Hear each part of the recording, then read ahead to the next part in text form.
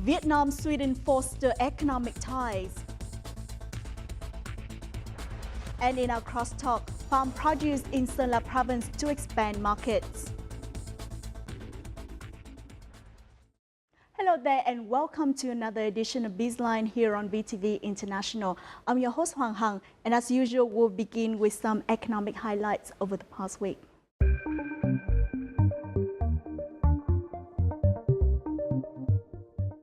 Vietnamese Prime Minister Nguyễn Xuân Phúc and Swedish Prime Minister Stefan Löfven joined the Vietnam-Sweden Business Forum in Stockholm on May the 27th. Speaking at the forum, Swedish Prime Minister Löfven said that he was very interested in the importance of Vietnam. He stressed that the rapid urbanization of Vietnam will lead to extensive social changes that require sustainable solutions, and Sweden has unique technologies that can help deal with those changes. Prime Minister Nguyễn Xuân Phúc stressed that there are still ample space for expanding business cooperation between the two countries, especially when the EU-Vietnam Free Trade Agreement is ratified. The two prime ministers witnessed the signing of a number of cooperation agreements between enterprises of both sides, as well as agreements between the two countries' ministries and agencies on applying digital technology in production and promoting initiatives on smart cities. Lawmakers spent the entire day on Monday examining the implementation of policies and laws on the planning, management and use of land in urban areas from the time of 2013 land law took effect until the end of 2018. A number of National Assembly deputies pointed out the shortcomings in the implementation of policies on planning, management and use of urban land. According to deputies, urban planning shortcomings in the management and use of land came from capacity limitation and the lack of responsibility from some localities' leaders. This has also contributed to losses in the state budget revenue. On behalf of the government, Deputy Prime Minister Trịnh Đình Dũng said that it recognizes the opinions of deputies and it will put in more effort to resolve shortcomings in management, planning and land use in the future. The National Assembly discussed the draft version of the amended law on public investment on May the 20th. Different opinions were given concerning the authority to determine the categories for mid-term public investment projects.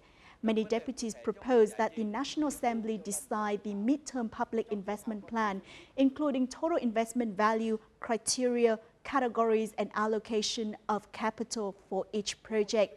Some others say that the government should determine the categories and the National Assembly decide the total investment value.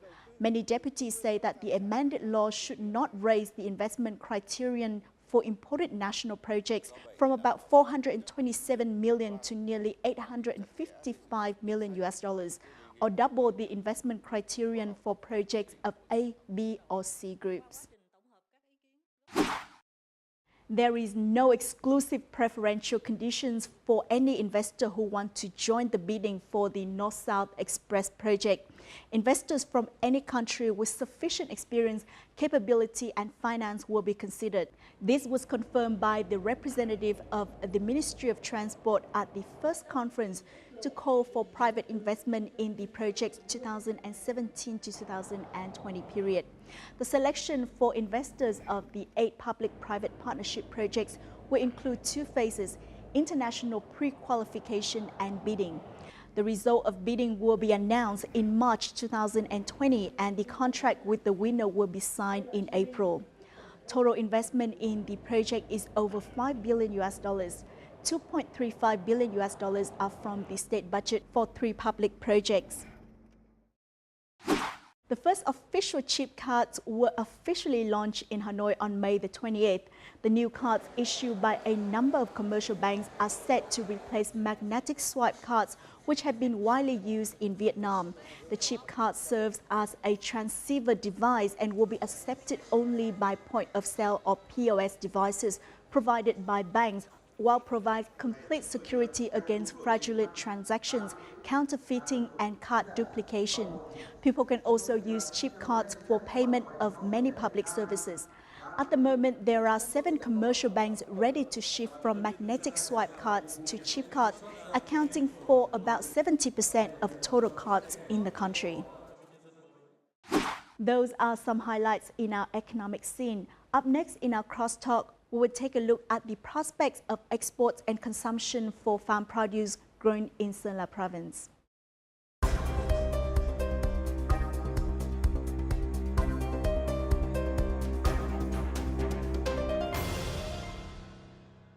Mango, plum, banana, coffee and vegetables, among others, are all products with competitive advantage of Sơn La, a mountainous province in the northwest of Vietnam. Besides natural favorable conditions, farmers, with the help of local authorities, have actively professionalized their production so that their products meet food safety and quality standards for domestic and international markets. In addition, in the past 3 years, have seen a number of trade promotion programs held to make the brand of Sơn La products more widely known. So why is Sơn La such a hub for agricultural products? We will find out more in this week's BizLine. Before, mangoes, avocado, passion fruit, dragon fruit and longan, grown in Sơn La province, used to be consumed in the local districts. However, Sơn La farm produce has made it to international markets. In 2018, the value of agricultural production in the mountainous province of Sơn La increased by roughly $313 million, the highest increase in 5 years. Total value of exported farm produce exceeded $115 million, 40% higher than the set goal. Also in 2018, 3,500 tons of mango from Sơn La were exported to Australia, China, bringing $1.75 million. 5,000 tons of longan was exported to China, US, Japan, South Korea, reaching the value of over $11 million. 4,800 tons of passion fruit, dragon fruit, bananas, and other fruits from Sơn La were exported to China and the UAE. In 2018, 7,077 tons of farm produce in Sơn La were consumed in Hanoi and provinces through supermarket chains and safe farm produce sub-chains.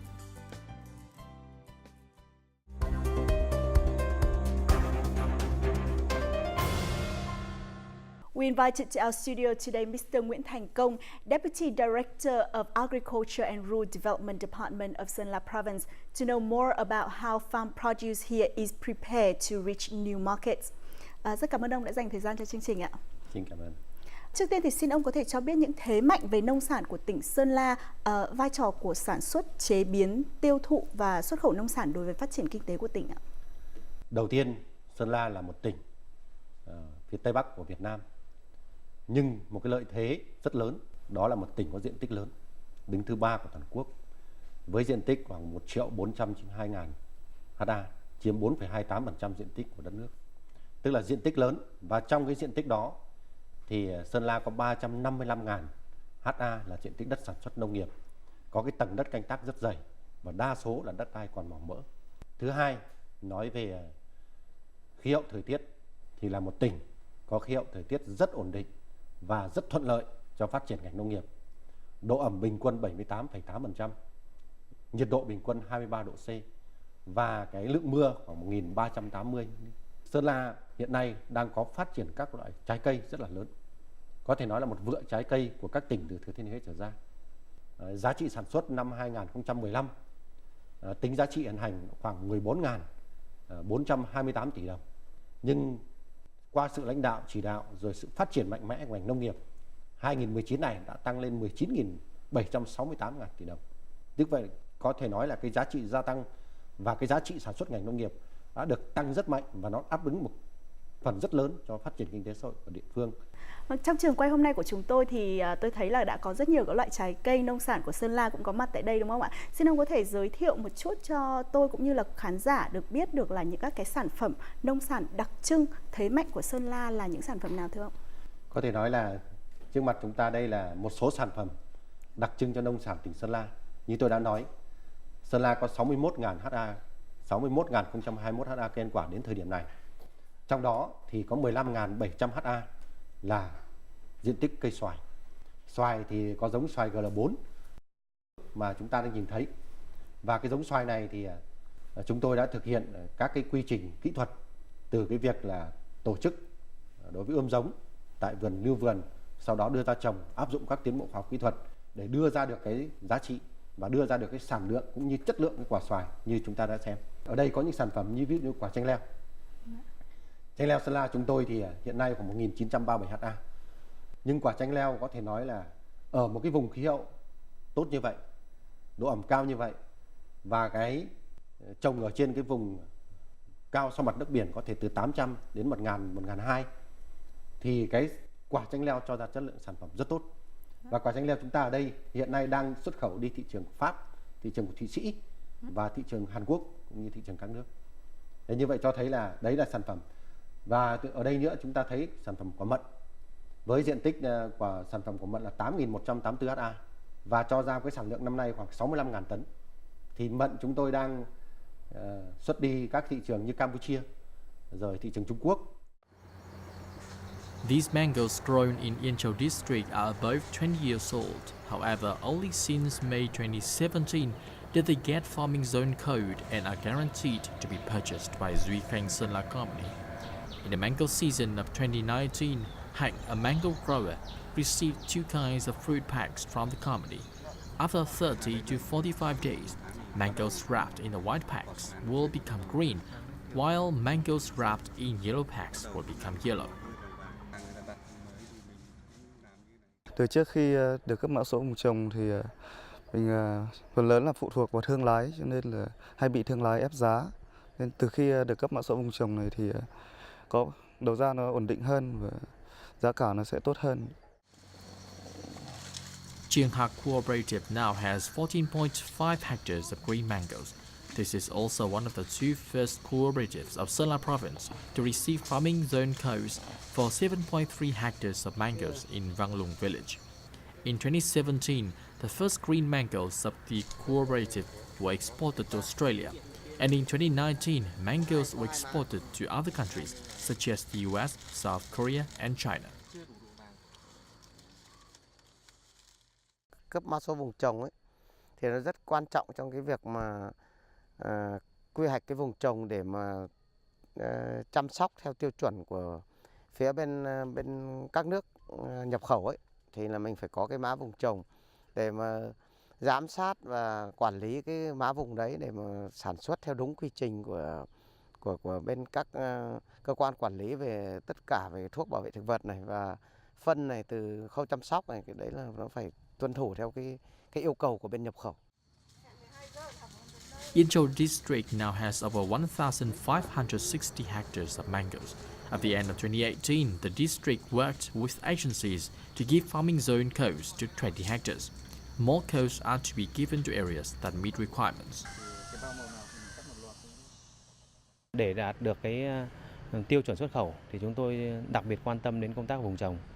Ngay từ những cái đầu vụ của năm 2018 sang năm 2019 của vụ xoài thì chúng tôi đã chỉ đạo các cơ quan trong khối nông nghiệp cùng với các hợp tác xã để rà soát xây dựng các cái vùng trồng cho cái niên vụ 2019 này. Và từ cái đó thì chúng tôi hướng dẫn các cái quy trình sản xuất cũng như là tập huấn bổ sung thêm những cái kiến thức mới, đặc biệt là kiến thức sử dụng cái thuốc bảo vệ thực vật an toàn đúng cách và cái phương thức bón phân rồi tạo tán rồi là bao trái cho sản phẩm. Thì với những cái giải pháp đồng bộ như vậy thì chúng tôi tập trung cho cái xây dựng cái vùng trồng để an toàn xuất khẩu. In 2019, Yên Châu district expects to export 1,200 tons of mango to Australia, US, Japan, China, and the UAE, with the selling price of 86 cents to 1.07 US dollars per kilogram. The presence of Sơn La mango in foreign markets will improve the income of local mango growers.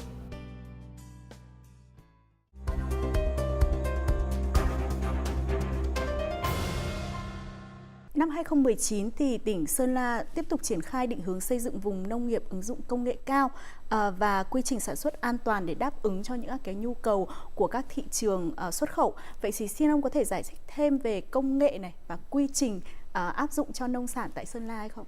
Ủy ban nhân tỉnh đã ban hành quyết định 3249. Đó là quyết định về ban hành về 3 cái vùng hiện nay của năm 2018-19 ứng dụng nông nghiệp công nghệ cao, rau, quả, cà phê.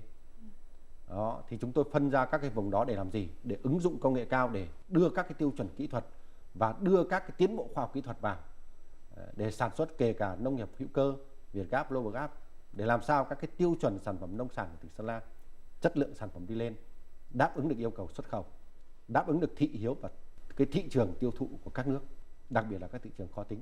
Đó là cái quy hoạch năm 2019 như vậy, nhưng tiếp tục định hướng cho 2020 đến 2030 để tiếp tục xây dựng thêm 14 cái vùng ứng dụng nông nghiệp công nghệ cao. Còn phía tỉnh thì chúng ta đã có hỗ trợ như thế nào để giúp các hộ sản xuất đáp ứng được những các cái tiêu chuẩn chứng nhận như là an toàn thực phẩm này, rồi là Việt Gap, Global Gap, rồi chứng nhận hữu cơ ạ?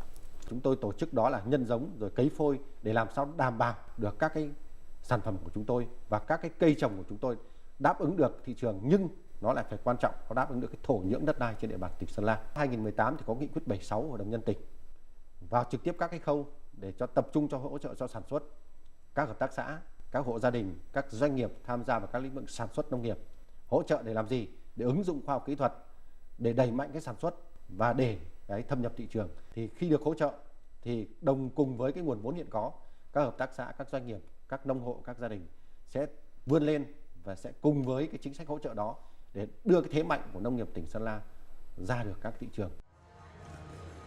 Right after the Sơn La Mango and Safe Farm Produce Trade Promotion Week kicked off in May, the booths of farm produce received a lot of customers. Some never knew about the Safe Farm Produce of Sơn La Province, but some others are used to these products and appreciate events like this. Thế thì nói chung là cái sản phẩm của Sơn La này tôi thấy là hình thức của nó là được mà ăn cũng chất lượng tốt. Tôi rất là thích, rất thích là có một cái kệ hàng ở các cái siêu thị về cái sản phẩm riêng của đặc sản miền vùng Sơn La. Từ cái quả xoài như vậy là ngày xưa như vậy là nó không được ngon, nhưng mà bây giờ xoài bây giờ là rất là ngon, mà những các cái trái mận cũng rất là tuyệt vời. Bây giờ như vậy là cái khoa học nó tiến lên như vậy, cái gì này mình phải nói là gì này, bà con Sơn La đổi mới. The Trade Promotion Week in 2019 attracted 20 enterprises and cooperatives with diverse products. Besides mangoes, there are also vegetables and processed food. All of them meet the criteria of Việt Gap, Global Gap and organic. Những sản phẩm của hoa quả ở huyện Yên Châu ấy thì được chăm sóc rất là chu đáo và theo tiêu chuẩn Việt Gap. Như cái xoài tròn Yên Châu ấy thì nó là cái gốc xoài cổ của các cụ để xưa để lại, thì bây giờ cũng như là chăm sóc rất là cẩn thận và được theo quy trình kỹ thuật. Những sản phẩm này thì nó rất là sạch và tôi cũng rất là mong muốn được tất cả các vùng miền biết đến sản phẩm xoài tròn của Yên Châu là loại đặc sản quý hiếm và không có nơi nào có được. In order to be sold in supermarket chains, Sơn La Farm produce is grown and processed according to criteria of safety. All products have QR codes so that customers can check their origin.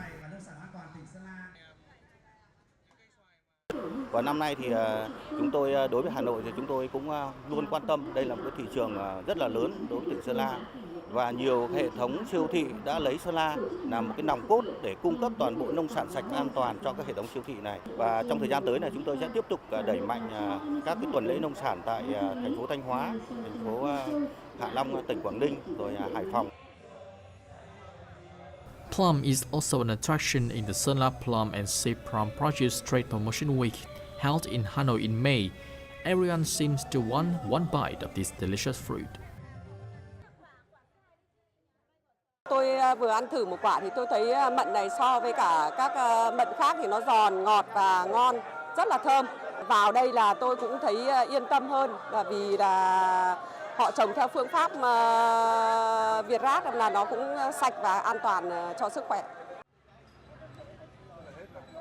150 kilograms of plum grown by Tiến Đạt Cooperative was sold out in just one morning. This is the first time organic plum is introduced to customers in Hanoi. Plum is also a fruit plant for safe production in Sơn La. Chúng ta trước đây tiếp cận là sản phẩm mận là một cái sản phẩm mà nhỏ lẻ, cái phân khúc thị trường rất là nhỏ lẻ. Thì nay là Sơn La đã tiếp cận đây là một cái sản phẩm lợi thế của tỉnh và nằm trong cái chuỗi xúc tiến các sản phẩm mận thì chúng ta thấy rằng là Sơn La có một tiềm năng rất to lớn về mận. Các sản phẩm sấy dẻo từ mận cũng là một cái sản phẩm có lợi thế của tỉnh trong thời gian tới.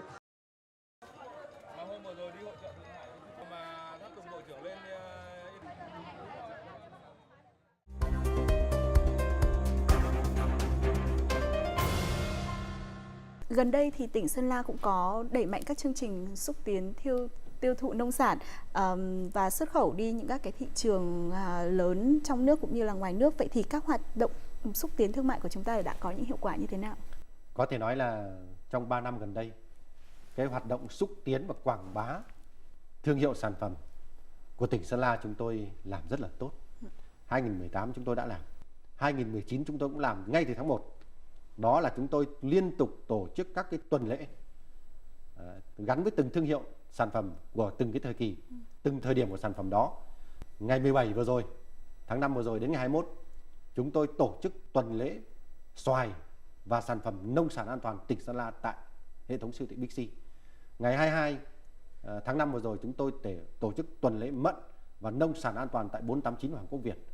Ngày 6 tháng 6 này, chúng tôi tổ chức tuần lễ mận và tuần lễ các sản phẩm nông sản an toàn tại Thanh Hóa. 2018 thì chúng tôi tỉnh Sơn La xuất khẩu hàng hóa được 115 triệu đô. Nhưng riêng cái sản phẩm nông sản tức trực tiếp là trái cây đạt 112,6 triệu đô, tương đương với 97,8%.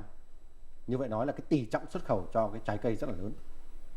Và chúng tôi xuất khẩu sang được thị trường 12 nước 2018. Úc, Australia, thị trường Dubai, Hàn Quốc, Nhật Bản, thị trường Pháp, Thụy Sĩ và tập trung lớn cho thị trường Trung Quốc. Đến ngày hôm nay thì chúng tôi đã xuất khẩu 5.500 tấn, tương đương với khoảng 53 triệu đô. Và ngay từ đầu năm đến ngày hôm nay chúng tôi đã xuất khẩu 2.000 tấn xoài sang thị trường của Úc, sang thị trường của Trung Quốc. Và ngày mùng 1 này chúng tôi sẽ xuất khẩu đi thị trường của Mỹ.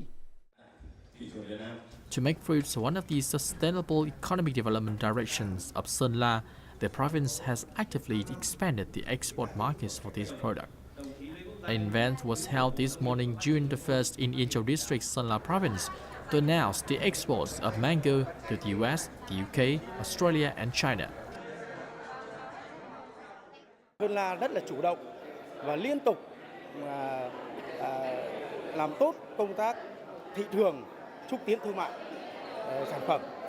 Năm nào Sơn La cũng đã có chuỗi sự kiện tổ chức tại tỉnh, tại Hà Nội và các tỉnh thành khác. Đấy, như thế là rất thuận lợi cho bà con nông dân và các doanh nghiệp trong vấn đề tiêu thụ sản phẩm. In 2018, farm produce in Sơn La was exported to 12 countries of the world, including demanding markets. On May the 31st, 2019, 20 days from the beginning of the mango harvesting season, the province sold about 15,000 tons of mangoes, which is 40% the goal for 2019, 2,500 tons of which were exported to China and Australia.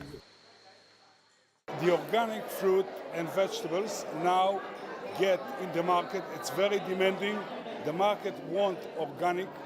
They're willing to pay more for the organic, especially in mango, avocado, those kinds of fruits. The potential of Sơn La farm produce export also attracted the investment of many big enterprises, including Vina TNT, with 4 years of becoming in Sơn La. Chúng tôi cũng sẽ đầu tư, và đầu tư thì ở đây là chúng tôi cũng sẽ xây dựng một cái cơ sở sơ chế và một kho lạnh túc trực ở đây.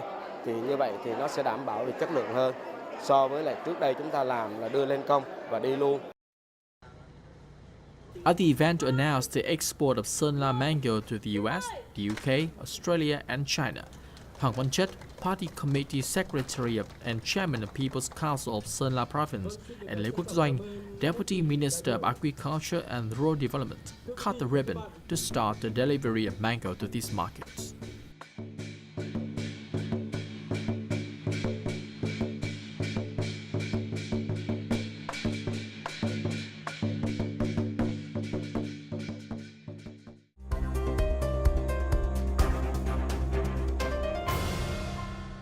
Có thể nói là Việt Nam trong thời gian tới sẽ tham gia rất nhiều những cái hiệp định thương mại tự do thế hệ mới như là CPTPP hay là EVFTA.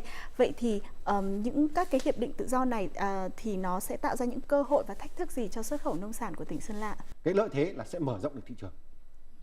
Cái thứ hai nữa là khi mở rộng được thị trường rồi thì chúng ta sẽ được các nước cùng với trong khu vực đó và các nước trong hiệp định sẽ hỗ trợ cho chúng ta về cái gì? Về áp dụng tiến bộ khoa học kỹ thuật.